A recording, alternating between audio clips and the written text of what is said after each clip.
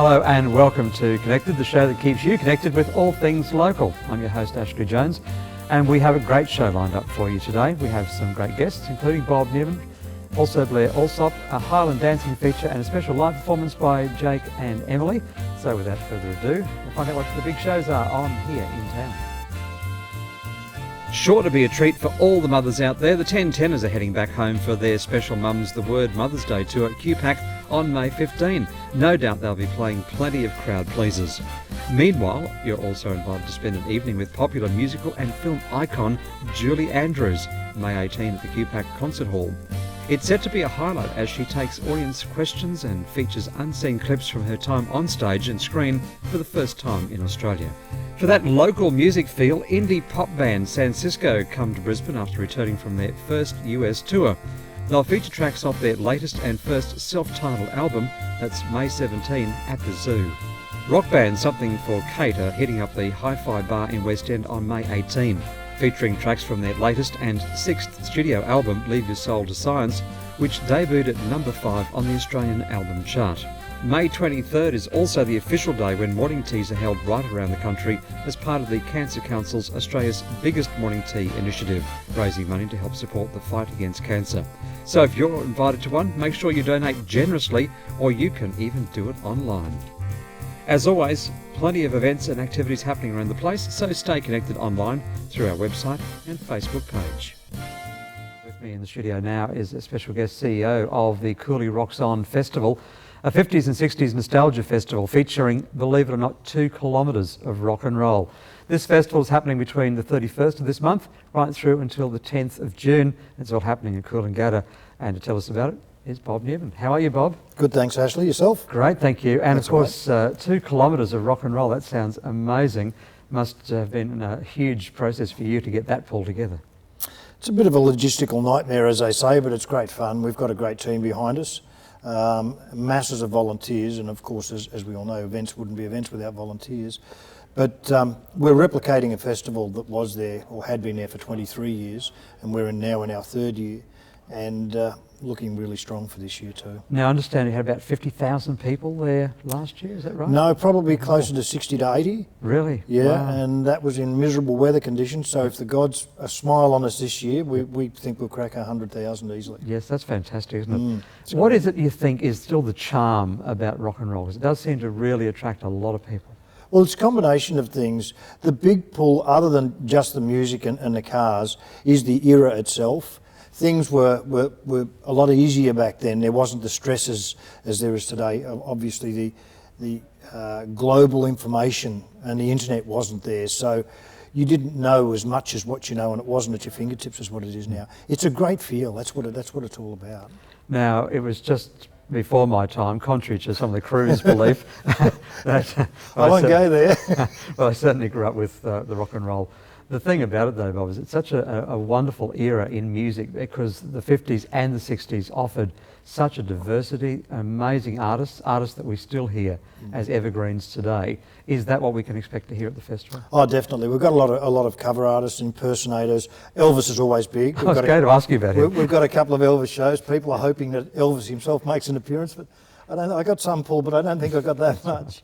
But yeah, Elvis and the artists, the longevity of the artists from that or their music is just phenomenal. And it really does draw the people from all over the country and in fact internationals. We had about 1,400 international visitors last year, hoping to get increase that number. A majority of them come from New Zealand.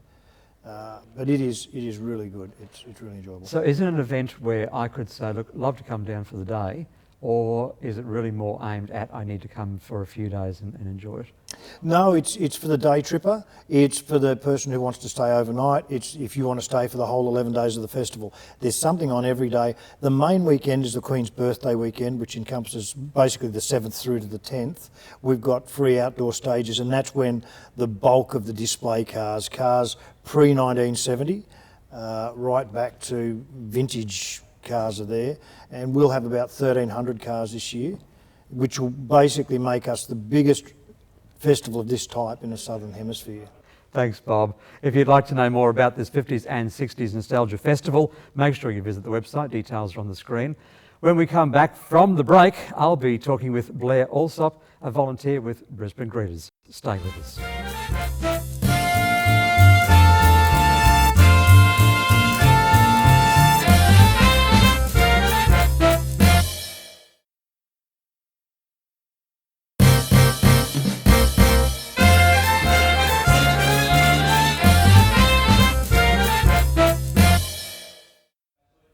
Well, welcome back to the show. My guest now is the volunteer with Brisbane Greeters. It's a project run by Brisbane Marketing designed to give visitors a first-hand look at special places, attractions and sites in Brisbane, as well as some interesting and even quirky stories about the history and development.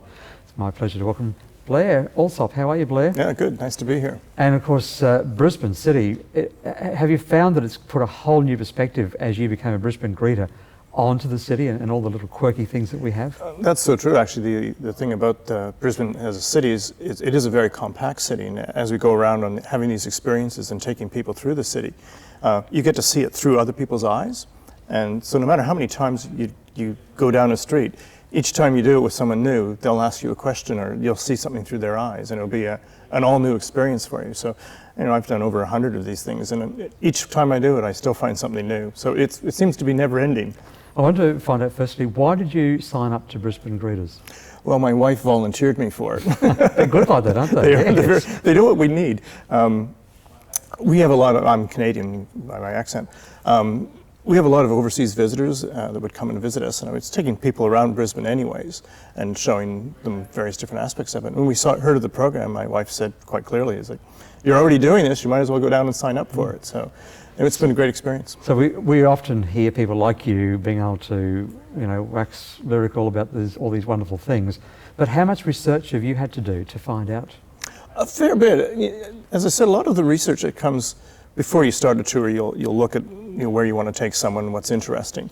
But then as you do a tour, people ask questions, and then you go back and think, well, if you don't know the answer to it, you go and do the research. And so, as I said, 100 tours, I've probably had 100 questions that I haven't been able to answer. And that's all driven to get more information and to make each experience, it just gets richer and richer.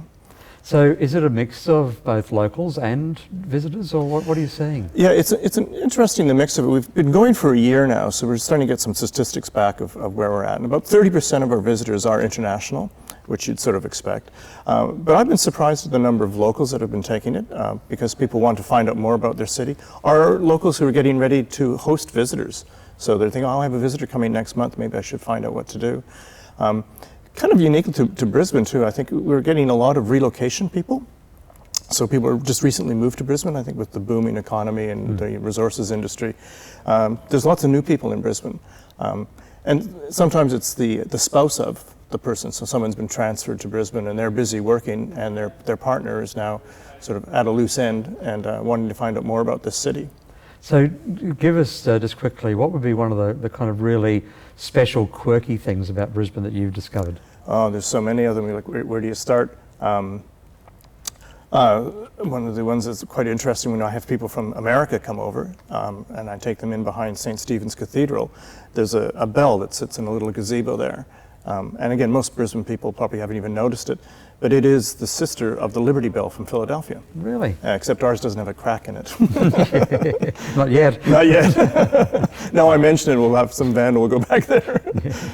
So in terms of the various locations you're going on, we're going to be travelling with you, so we look forward to that coming up on the show over the next several weeks. Great. As we get out and about and see what it is that you're actually seeing from your eyes. Yeah, it would be perfect. We look forward to it. But for now, thank you so much for coming in and having a chat to us about what you're doing at Brisbane Greeters. Yeah, thanks, and we'll see you more.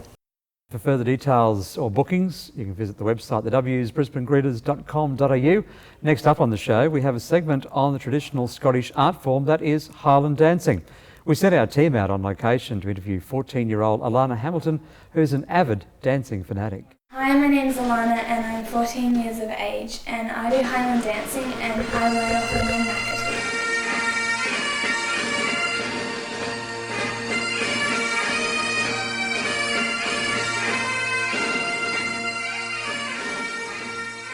This is my kilt, and it's one of the costumes that we wear for doing the dances in competitions and shows and performances.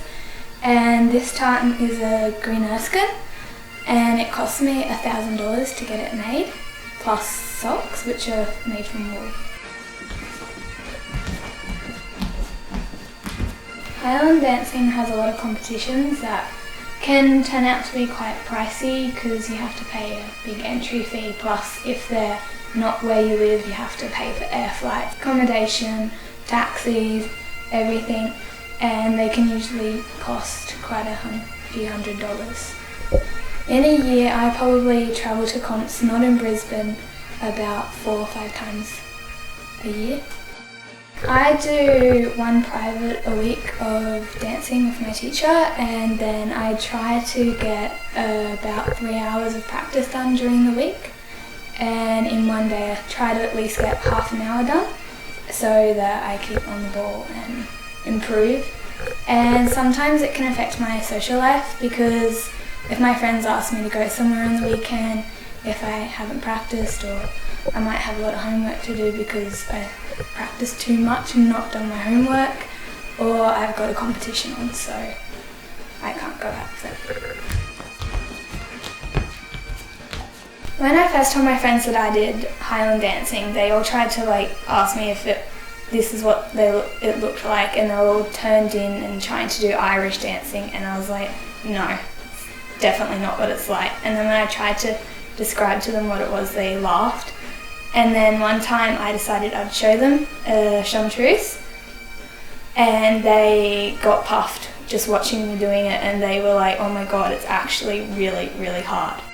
Since I started Highland dancing, I think it's become more popular. I think that the numbers at competitions have increased. More kids are starting to get into Highland, and it's a bit annoying when most people, when you say Highland dancing, they think of Irish, and the Highland dancing is not that popular, and I reckon people should know more about Highland, because Irish has got their own TV show and that, but Highland doesn't, and I think Highland should be more popular and stuff. With my Highland dancing, I want to be able to firstly win a championship and become the #1 in my age group for Queensland, and then I eventually want to travel to Scotland for the Worlds, and then once I've starting to settle down with my Highland, not do as many competitions and stuff, I think I might do the tattoo, and then I think I might become a teacher and a judge and keep teaching children how to do it and judging and stuff. Scottish tattoo is a Scottish military pageant where they kind of celebrate their heritage and stuff with bagpipes and Highland dances, and it's a huge gathering with lots of music and dancing. There's a lot of Highland dancing competitions around, and there's a lot of websites where you can find out a lot about Highland dancing and its heritage and how it became so popular and stuff. So if you want to get involved in Highland, just search up on Google, and I'm sure you'll find heaps of websites and stuff that tell you a lot about it and where you can find a teacher.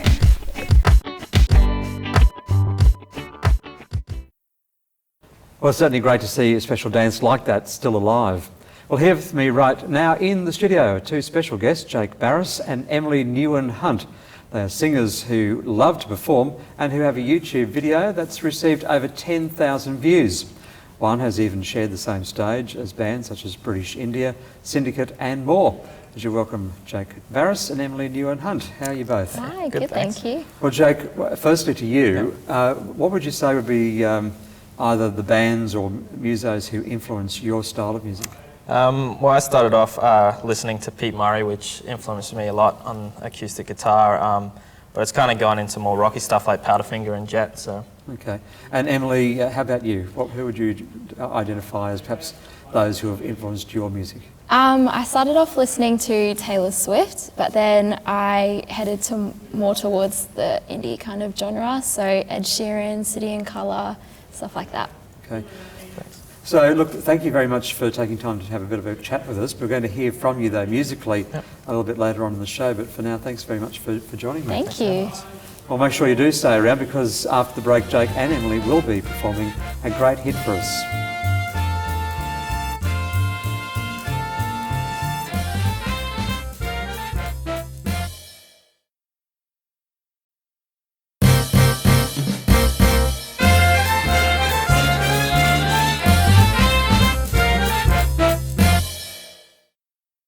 Welcome back, and in the studio with me is John Wilton from the Network Video Group and particularly at Winston Glades. How are you? Yeah, good, thank you, Ashley. And we're going to talk about all things film, which is your livelihood. It is, very much so. And we want to keep it that way. We do.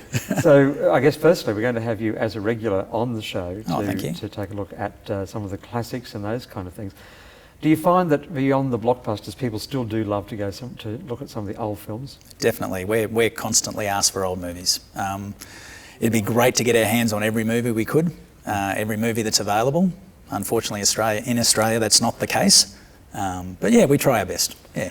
So in terms of, like we see the rollout, and there's been lots of pressures come on you as a video outlet, where the demands for free-to-air, pay television, online, all a whole range of things, and here's the video store trying to sort that out.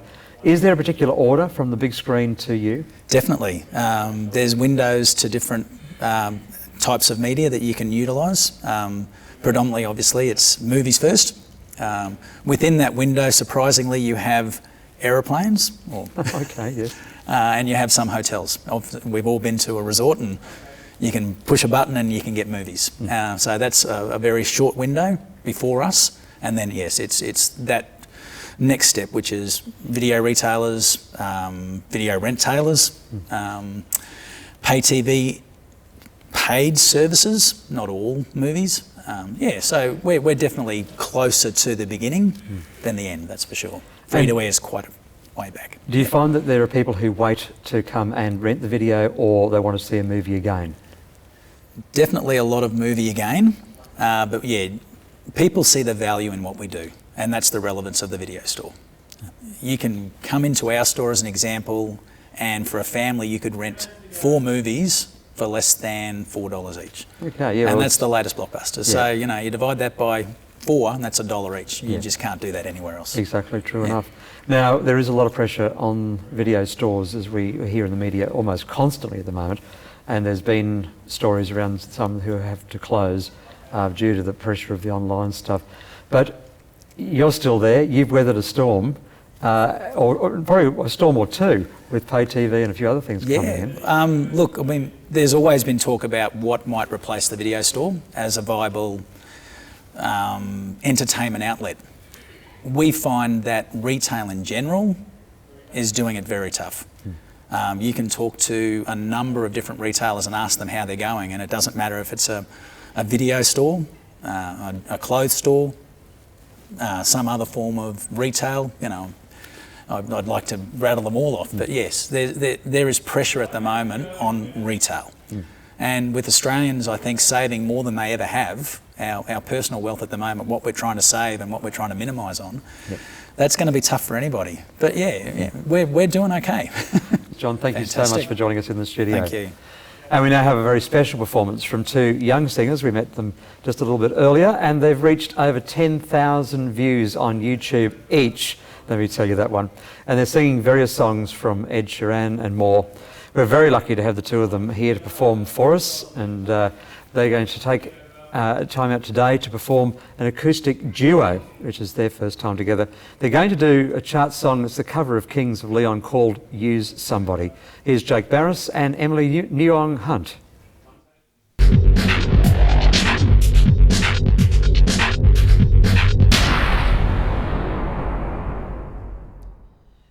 I've been roaming around, always looking down at all I see. Painted faces fill the places I can't reach. You know that I could use somebody. You know that I could use somebody. Someone like you and all you know and how you speak. honest lovers undercover of the street. You know that I could use somebody. You know that I could use somebody.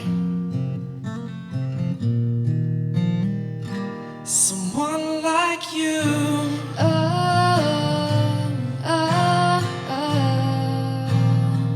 Someone like you.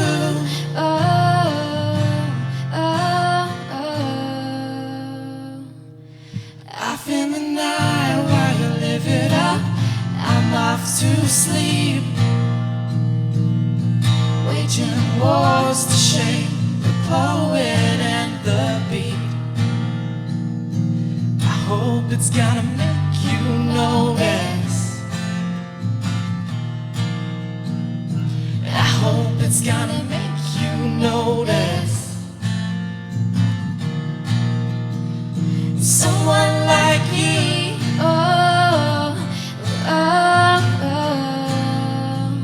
Someone like me.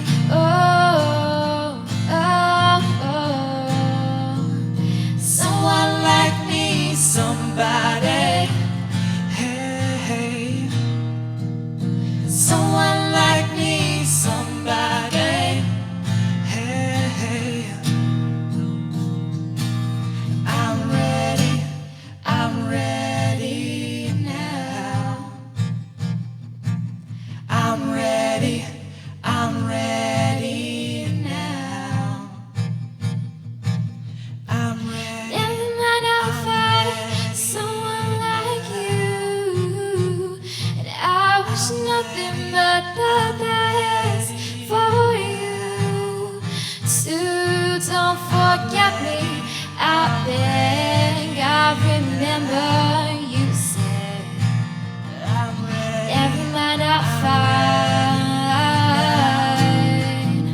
someone like you.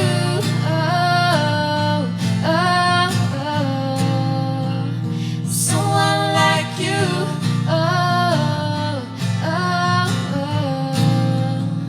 Someone like you. Somebody. Hey, hey.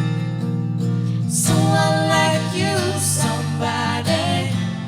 Hey, hey. Oh, oh,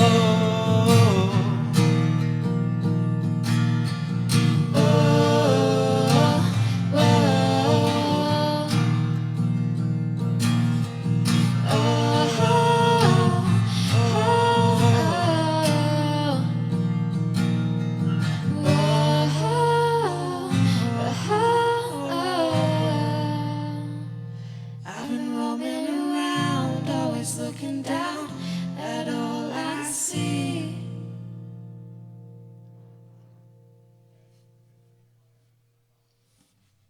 Thanks, Jake and Emily. That's Kings of Leon and Use Somebody. If you'd like to hear more from Jake and Emily, make sure you do search for them on YouTube. Well, unfortunately, that is all the time we have for today, but make sure you do join us again same time next week. But for now, my thanks to Bob Yearman, Blair Alsop and Jake Barris and Emily Newen-Hunt for coming in and joining with us on the show today. Make sure you join us again same time next week. For now, stay connected.